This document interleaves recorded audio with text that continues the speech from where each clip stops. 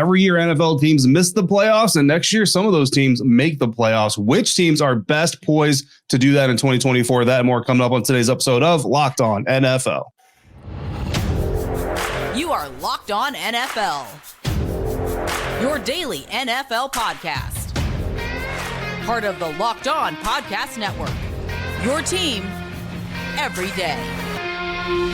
And welcome into this Friday episode of Locked On NFL, your daily podcast covering the National Football League, part of the Locked On Podcast Network, your team every day. Thanks so much for making Locked On NFL your first listen of the day every day. And don't forget that you can subscribe for free on YouTube or wherever you're listening to this podcast. I'm David Harrison. He's Tony Wiggins. We are on Twitter at @DHarrison and at Shop Talking Wig. That's 2 G's at the end of that. Both of us are credentialed members of the media. Tony has over 16 years of covering the Jacksonville Jaguars and is your host of Locked On Jaguars. I'm entering my 3rd season covering the Washington Commanders, 10th covering the NFL overall, and I am the host of Locked On Commanders. Locked On NFL is here with you every Monday through Friday, along with our everydayers. And as always, everydayers, we appreciate you continuing to come through, supporting this network and this program. On today's episode, we're going to talk about NFL void years and contracts. It's a growing phenomenon, and there were a lot of players that just had their void years come to roost for their team. So we're going to talk about that as it continues to grow. We're also going to talk about new head coaches that are a little bit of a hard spot with their new assignments. But first, Tony, we are going to talk about 2024 turnaround candidates, teams that missed the playoffs in 2023, but are primed to potentially make a run at the postseason in 2024. So I'll turn it over to you, my friend. Who do you have that you think could make this type of turnaround this season? How about the Los Angeles Chargers? And hear me out. And I'm going to tell you why. I know they have a bunch of players that are going to be losing. They're going to be losing a bunch of guys, right? Yep. I realize that. But we got the combo of a proven coach and a quarterback, right? The coach-quarterback combination. And it just so happens to be that proven coach used to be a quarterback, right? So he understands how this goes. And people say, well, he's a college coach. I'm going to ask you when you graduated high school, because the dude actually has done very well in the NFL when he was in the NFL. And he built a juggernaut team that just happened to run into another juggernaut team. And they were that close. Even played in the Super Bowl and was 4 yards away from beating the Baltimore Ravens. All right. And the reason why I'm so high on them is because I was so low on Brendan Staley. You go from that to this guy with the 5th pick overall. They're going to cut a bunch of people. They're going to rearrange a bunch of stuff. They're going to have a boatload of salary cap. And let me tell you, it is going to be nuts and bolts. It is going to be old school football in an era where everybody is running all these offenses designed and plays being called by fighter pilots.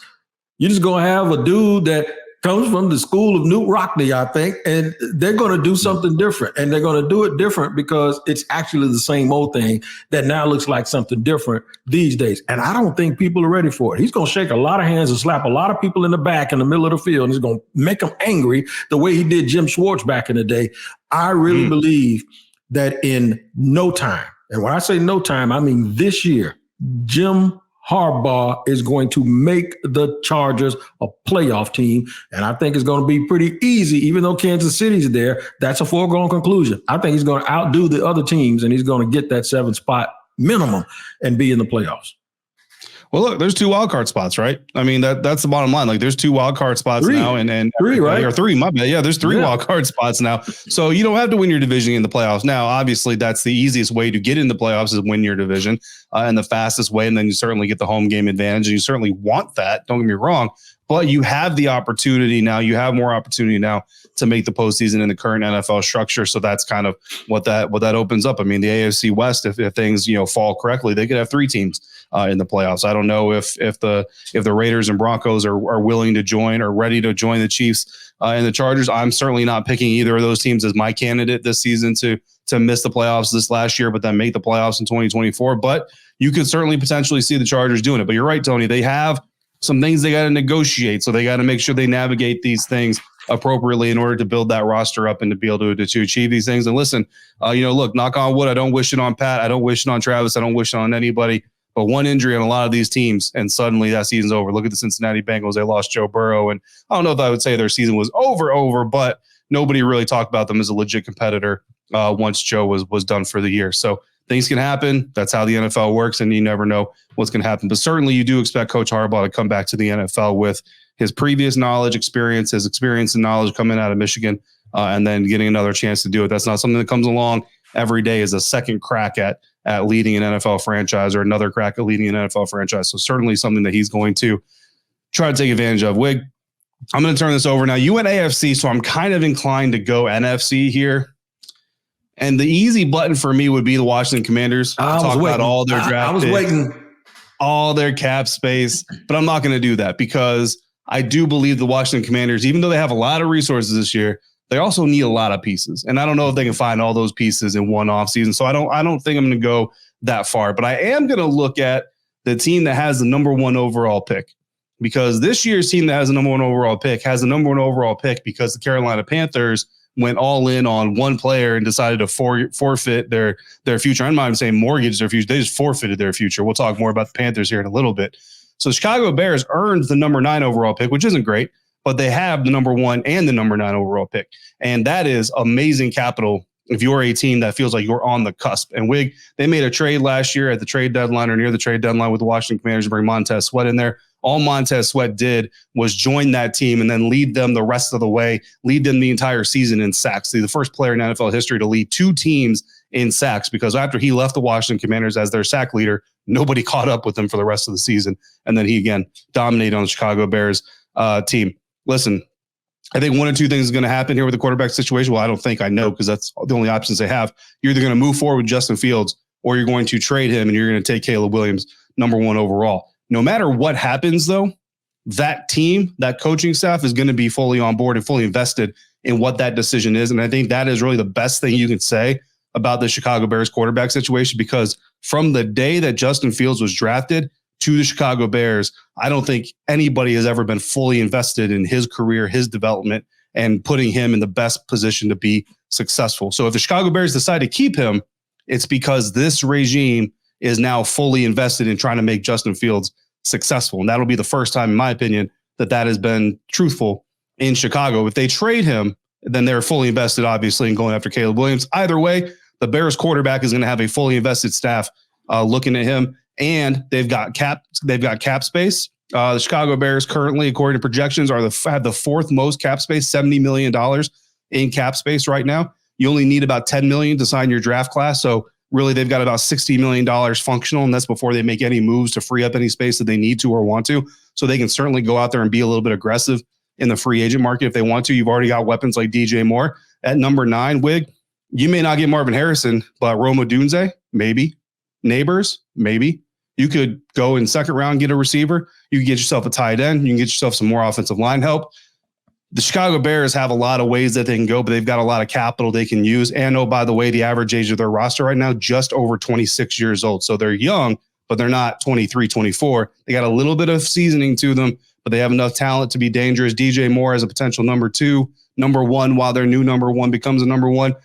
I mean, Wig, look, the Packers did some good things, but I think a little bit of that was a little bit of fool's gold. I don't think they were as good as maybe they turned out to be because of what was going on around them. The Minnesota Vikings, who knows what's going to happen with their quarterback situation. The Detroit Lions, I like, but let's see if they can do it again now that everybody has their number. Not everybody has 18 more plus weeks of film, and everybody knows Ben Johnson. Everybody sees them coming this year. Let's see if they can continue it. So I think that in the NFC North, they can be competitive if they make the right moves and potentially snag at least one of those wild card spots, if not potentially compete to take over the top spot if some of these other teams fall back to norm.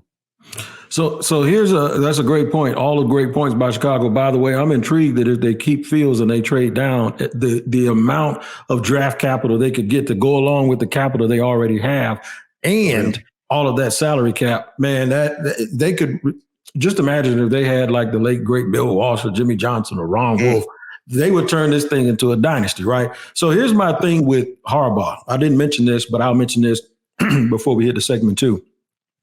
Much like Jimmy Johnson and Pete Carroll, guys that were serious overseers of their program when they came from college, and Urban Meyer, believe it or not, the first year in Jacksonville when he took Travis Etienne, of course, and Trevor Lawrence and Andre Sisco and Tyson Campbell, that was a really good draft, especially compared to the 2 since he's been gone. I think those guys that recruit the guys that they're drafting now, I think it makes a big difference because they during the vetting process, they've done it. They know these kids' backgrounds. They know them all. I mean, they know them all, right? So they know exactly. They played against a lot of them, not just on those guys that's easy scouting up top, but when you get in the 4th, 5th, 6th round, remember Pete Carroll took Richard Sherman, who had been moved to wide receiver at Stanford, but remembered him from high school and put him at corner. When you know the resources personally, first 2 or 3 rounds, maybe it doesn't help you. Rounds 4, 5, and 6 and 7, that's where you can find some stuff and find some gems. Yeah, 100%. The Chargers absolutely could be one of those teams to compete. I'm going to tell you next why the Chargers have to be one of those teams that becomes a playoff team in 2024 and why that puts more pressure on Coach Harbaugh than anything. That's coming up next on today's episode of Locked On NFL, part of the Locked On Podcast Network, your team every day. All right, I'll let you know today, one of our sponsors, Nissan. That's right. Man, let me tell you about these vehicles. How about the 2024 Nissan Rogue? If you're the kind of driver that likes to push things a little further, ever wonder what adventure could be around the corner? Our friends at Nissan have a lineup of SUVs with the capabilities to take your adventure to the next level. Now, I talked about the Rogue. It's perfect for city drives and escapes. It's class exclusive, built in. There's a Google built in. You're always updating Assistant to call on for almost anything. You don't have to worry about Google Assistant, Google Maps, Google Play. It's all built right into a 12.3-inch HD touchscreen infotainment system. What about the Pathfinder? You want to get a little bit bigger? Has room up to 8, an expansive cargo capacity, and advanced available 4x4 capability with 284 horsepower and up to 6,000 pounds of towing. When adventure calls, the Pathfinder is there to answer. Take the Nissan Rogue, Nissan Pathfinder, or get the big boy, the Nissan Armada, and go find your next big adventure. Shop NissanUSA.com. Thanks again for making Locked On NFL your first listener, your first view today and every day, everydayers. Thanks for coming through like you do. Make sure you come back next week.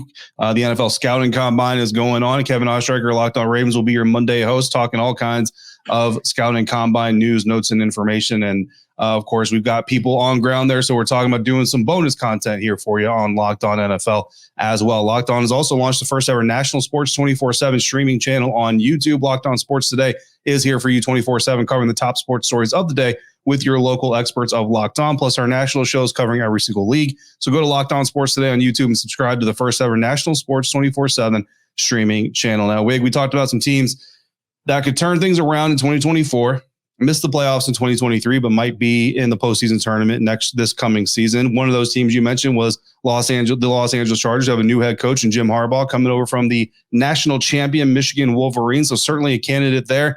I'm going to tell you, Wig, while I think Jim Harbaugh has one of the toughest coaching jobs this season and is one of the hardest spots for a new coach, but you have a different candidate that I want to talk about first, because I do think that he is in the hardest position of any new head coach in the NFL. How about Dave Canales, a guy that you're very familiar with from your time hosting Locked On Bucks? I think he's in for it. And the reason why I think he's in for it is because, well, it's several reasons. Let's go off the field first.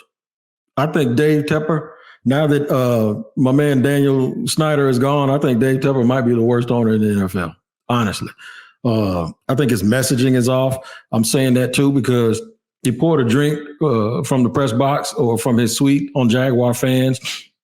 He lucky he didn't get done up too, because they don't play those games down here in Duval. But I think his messaging is off. I think the half-hearted vote of confidence that he gave Bryce Young left everyone that heard it thinking that you didn't really want to take him, did you? You regret taking him now. You should have took the other kid in Houston. I just think all of that stuff, man. He'd be better served if he had an executive vice president. I don't know. He might have one. Maybe they need to let Dan Morgan do more of the talking. Because I really think that in itself is a problem. The other part of this I think is problematic is I like Bryce Young as a player, right? But you got to remember, Bryce Young is generously listed at 5'10", okay? For a guy that small to not have receivers to throw the ball to, and get this is the biggest one, to have an offensive line that's got more holes in it than Swiss cheese, those things just don't add up for me. Now, add this to boot. They ain't got a first-round draft pick. They can't pick until day 2. Everybody else is having draft parties. those people can go ahead and go home and knit or do something else because they ain't going to be included unless they trade up, and then they're giving away future assets. I just think there's just too much wrong, too much going on. Now Brian Burns is out there and he may not get extended, and he may have to file they may franchise tag him, and he may want too much money. It's just all too much. It's an ugly situation. There's a whole bunch going on, and you're talking about Dave Canales as a first-year head coach. Good luck. Yeah, look, I like Dave Canales a lot. You know what I mean? He was a breath of fresh air for the Tampa Bay Buccaneers in 2023. He certainly helped, Baker Mayfield do what he was able to do, get that Buccaneers franchise back into the playoffs for a fourth straight year, help them win a third straight NFC South Division title.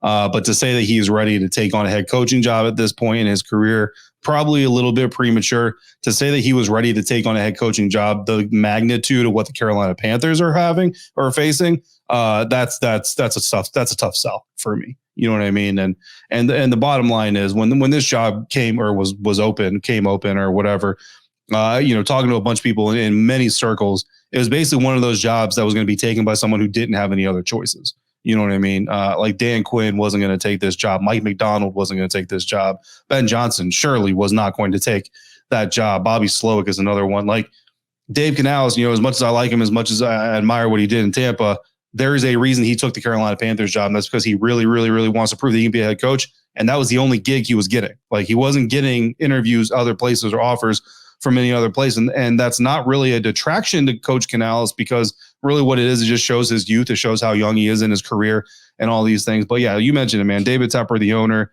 I just worry for Dave Canales. I mean, you don't have flexibility with this job. You have to make Bryce Young work. You've got to figure it out. And like you said, you don't have a day one pick. So you're already starting behind the power ball, the power curve, and it's not even your fault, but you're going to be held accountable for what happens the next year, 2 years, 3 years. And if he doesn't find some magic solution to suddenly make Adam Thielen a number one wide receiver again, make Bryce Young 6'2", and give that defense more than Brian Burns, I think he's going to be out of a job come 2026 at the latest. You know what I mean? So I wish him the best of luck. But yeah, Wig, I mean, easily to me, the hardest coaching job, and is going to the least experienced head coach in the NFL. I mean, only 1 year as a play caller and an offensive coordinator. So, I don't know. Prayers on your trip, Dave. That's all I can give you right now, man. But look, Wig, I think Jim Harbaugh is in a tough spot too. And for some of the situations that you just mentioned with David Tepper, now don't get me wrong, Dean Spanos ain't out there throwing drinks on nobody, but Dean Spanos has shown as we go from coach to coach to coach, really start with like Anthony Lynn, and then, just further on down the line, his patience is wearing thin. He does not have a lot of patience to make things work with Justin Herbert. And he's got to be even more frustrated because there were a couple years there where they had a really dominant defense and the offense just was not clicking. Keenan Allen couldn't stay healthy. Justin Herbert was a young quarterback, whatever was going on. They just could not stay healthy. Now they got an offense and a quarterback that looks like they're kind of ready to hum, but now the defense can't stay healthy or can't stay together. And they're facing one of the worst salary cap situations in the NFL right now, 29th in the NFL, projected to have negative $33 million in cap space. There is a rumor that the cap is actually going to be $7.5 million higher than expected. They need that. They need that because that puts them about $25 million in the hole. Again, the only way for them to get out of the hole is to unfortunately get rid of some of these players. I mean, you get rid of a Keenan Allen, you got to go draft a replacement, but is that replacement going to be Keenan Allen in 2024? Probably not. Or you got to go get rid of Joey Bosa. Is that replacement going to be Joey Bosa in 2024? Probably not. So you're going to save some money, but you're going to take away some talent. That, coupled with the fact that this is the Los Angeles Chargers, and let's just be real, LA don't love the Chargers like that. They just don't. I think the Raiders probably have more fans in LA than the Chargers do. You know what I mean? Like, so you're facing a situation where you got an owner that's impatient, you got a terrible cap situation, you have a fan base that really don't love you. You have to go earn everything you're going to get. And I'll tell you right now, Wig, a 1-4 start, and people are going to be out quick. People are going to be out quick on the Jim Harbaugh Los Angeles Chargers. I'm not saying that's what's going to happen, but Jim Harbaugh does not have a choice. He's got to get this thing going in training camp. He's got to get it figured out in preseason. He's got to come out winning in the beginning of 2024, or else people are going to get sour real fast because Jim Harbaugh is not Dan Quinn. Dan Quinn's coming to Washington, and people are hoping this is the start of a new era, hoping that he's going to bring back winning. In Los Angeles, they're expecting Jim Harbaugh to bring that winning game back. I think with the quarterback, the fact that the offensive line is in pretty decent shape, and he might even make it better at the 5 overall with either Fashanu or Joe Alt, I'd bail out of there. I'd bail out of there in a real good draft, and I'd load up on draft picks. I use that 5th pick, and I go back to 20. Step by step, and keep getting stuff along the way, even picks for the future, and take advantage of the fact that I know all of the players that are out there in the draft, and take advantage of the fact that at the very least, I have an offensive line and I have a quarterback. So if we got to win, if we got to lose games 41-38, then that's what we'll do. So be it. That's probably a good strategy to take.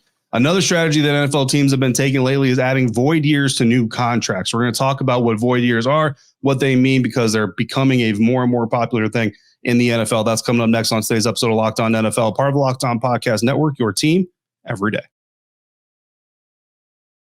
And man, when we talk about every day, some things can be taken for granted.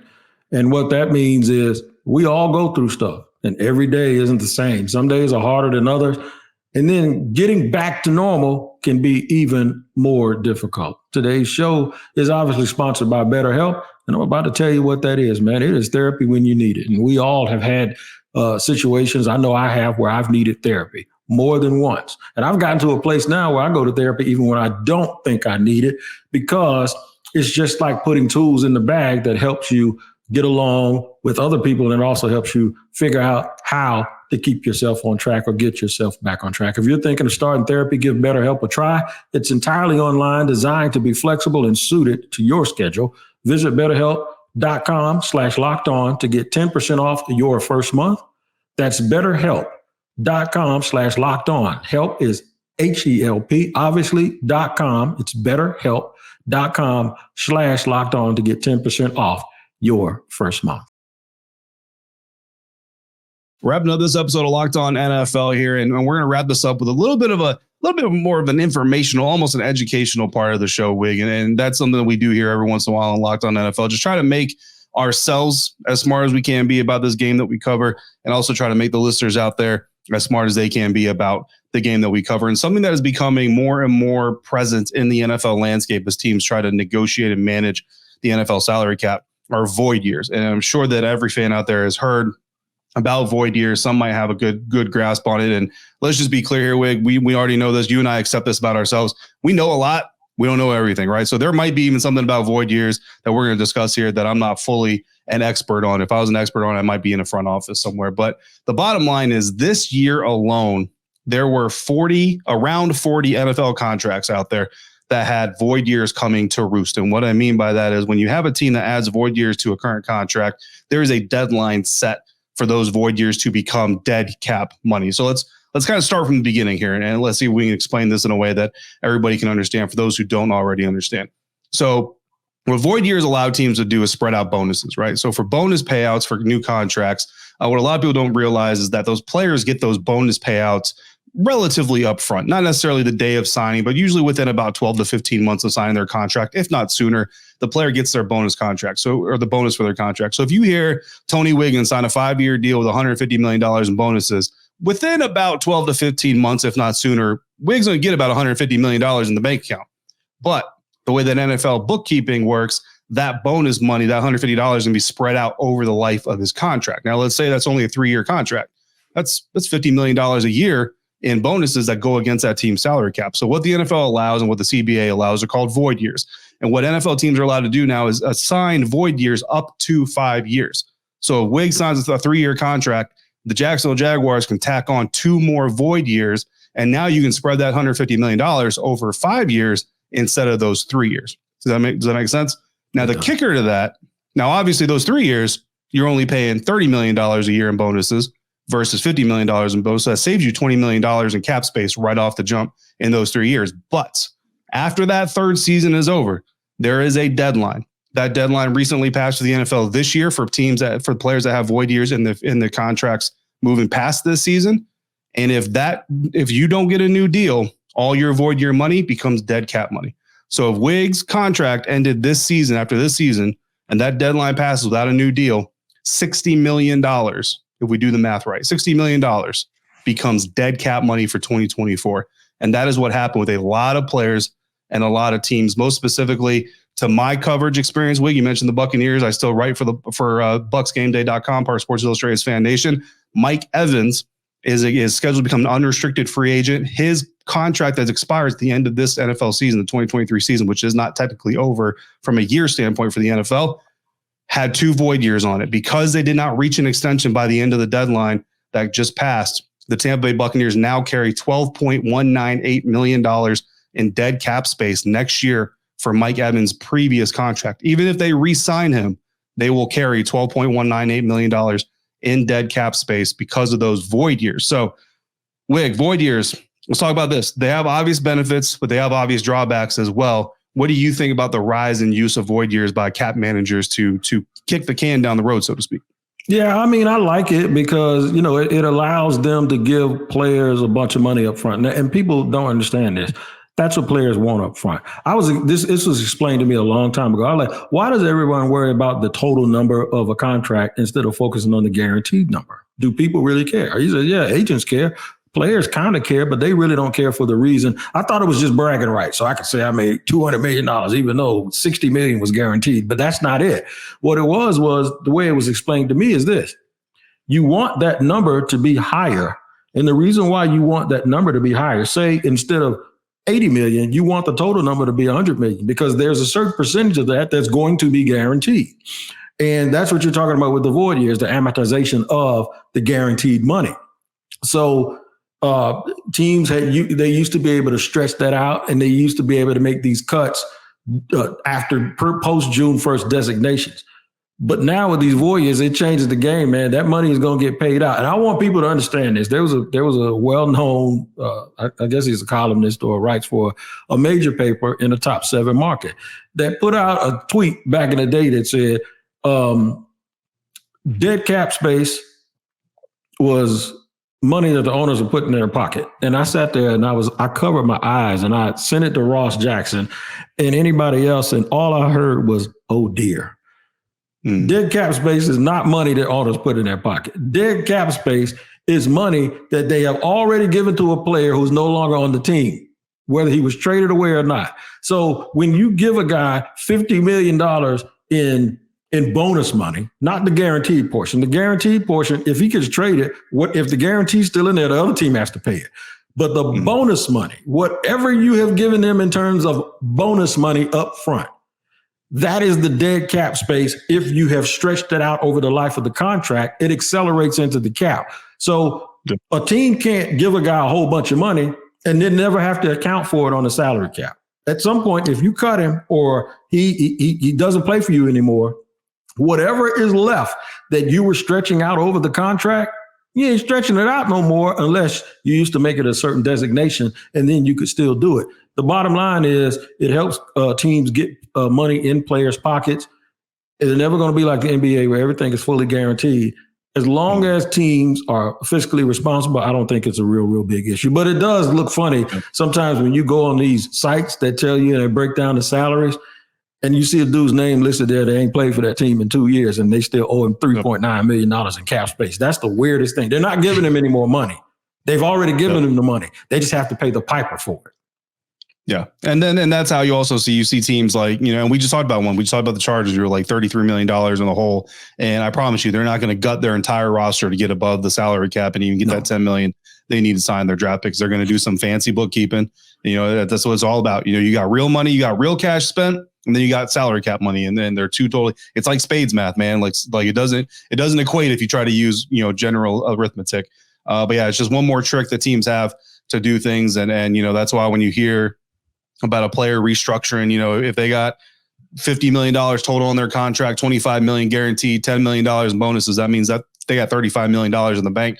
But that other $15 million out there is kind of out there floating. So when a player turns $5 million of salary into bonus, it's not coming from the guaranteed salary. It's coming from that $15 million. So now you got $10 million kind of out there floating, but they turn that $5 million into salary, into bonuses, and then they spread that out through those 3, 4, or 5 years, however many years they got left. And then a lot of times you hear about restructuring. They restructured Tony Wiggins' deal and added 2 void years. What that means is they took some of that unguaranteed salary, probably made a signing bonus. So now that player gets a check cut and that signing bonus now gets stretched out through the remainder of the contract plus whatever void years they tacked on. So hopefully you follow all that.